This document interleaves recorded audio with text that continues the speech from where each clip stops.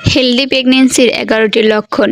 ১. সুস্থ ও স্বাভাবিক পেটের বৃদ্ধি। গর্ভাবস্থায় বিভিন্ন মাসে পেটের বৃদ্ধি দেখা যায়। সাধারণত ২০ সপ্তাহের পর সম্পূর্ণভাবে পেট দেখা যায়, যা শিশুর সঠিক বৃদ্ধি ও সুস্বাস্থ্যের লক্ষণ। ২. সকালে অসুস্থ বা মর্নিং সিকনেস কমে যাওয়া। প্রথম ৩ মাস মর্নিং সিকনেস হওয়া খুবই স্বাভাবিক ও প্রাকৃতিক বিষয়, তবে গর্ভাবস্থায় দ্বিতীয় ৩ মাসে এটি কমে যায় এবং মা খাওয়ার প্রতি আগ্রহ ফিরে পান। ৩. শিশুর নড়াচড়া অনুভব করা। ১৮ থেকে ২০ সপ্তাহের মধ্যে গর্ভবতী মা শিশুর নড়াচড়া অনুভব করতে পারে।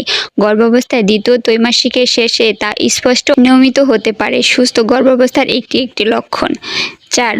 সুস্থ ত্বক ও হালকা উজ্জ্বলতা। গর্ভাবস্থায় অতিরিক্ত রক্ত প্রবাহের কারণে ত্বক উজ্জ্বল এবং স্বাস্থ্যকর হতে পারে, যদিও কিছু মানুষের ত্বকে পিগমেন্টেশন বা গর্ভবতীর দাগ দেখা যায়। এটি সাধারণত অস্থায়ী এবং তেমন কোনো সমস্যা সৃষ্টি করে না। ৫. স্বাভাবিক ওজন বৃদ্ধি। গর্ভাবস্থায় মা সাধারণত নিয়মিত ওজন বৃদ্ধি অনুভব করতে পারে।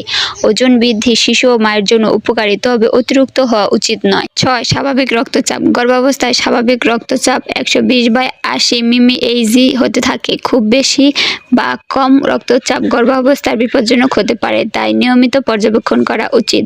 ৭. শারীরিক শক্তি ও সজাগতা। গর্ভাবস্থায় প্রথম মাসগুলিতে ক্লান্তি অনুভব হতে পারে, তবে পরবর্তী সময়ে মায়ের শক্তি ফিরে আসে এবং তিনি কর্মক্ষম ও সজাগ থাকে। ৮. মেজাজের ভারসাম্য। গর্ভাবস্থায় হরমোনাল পরিবর্তনের কারণে মেজাজের কিছুটা তারতম্য হতে পারে, তবে সুস্থ গর্ভাবস্থায় মেজাজ খুব বেশি পরিবর্তিত হয় না। মা সাধারণত মানসিকভাবে স্থিতিশীল থাকেন। ৯. ব্রেস্ট পরিবর্তন। গর্ভাবস্থায় ব্রেস্ট কোমল হয়ে যেতে পারে এবং ব্রেস্টের আকার কিছুটা বৃদ্ধি পেতে পারে, যা সুস্থ গর্ভাবস্থার লক্ষণ।